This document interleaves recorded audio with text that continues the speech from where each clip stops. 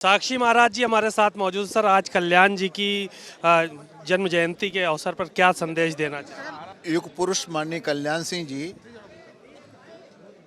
जो पद्म विभूषण से विभूषित थे, दो प्रदेशों के राज्यपाल रहे, 2 बार उत्तर प्रदेश के मुख्यमंत्री रहे।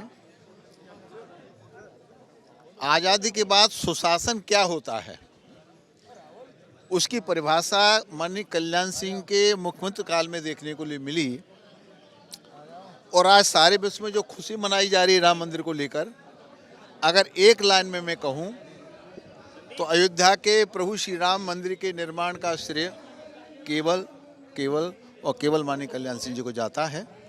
उन्होंने हिंदुत्व की ऐसी अलख जगाई थी कि छोटा सा दीपक जलाया था और आज बहुत बड़ा वो चिराग बन गया है और पूरे हिंदुस्तान में हिंदुत्व और सनातन की पताका फहरा रही है।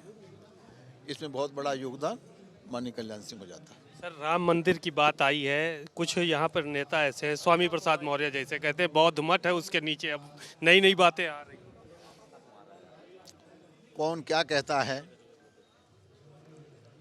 महत्वपूर्ण वो नहीं है, जनमत क्या कहता है। हिंदुस्तान की जनता प्रभु श्री राम के साथ है, रामलला के साथ है, अयोध्या के साथ है और विश्व भर की और सारे विश्व में खुशियां मनाई रही है।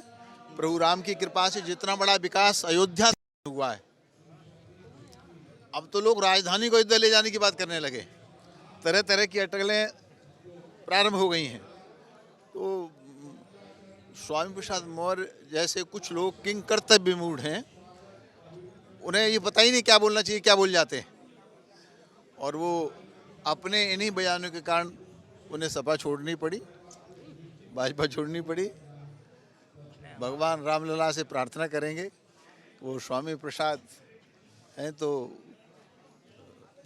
सही मार्गदर्शन प्रभु कृपा से उनको प्राप्त हो। संभल में खुदाई चल रही है, नई नई चीज़ें वहाँ पर निकलकर सामने आ रही हैं, वहाँ को लेकर क्या कहेंगे?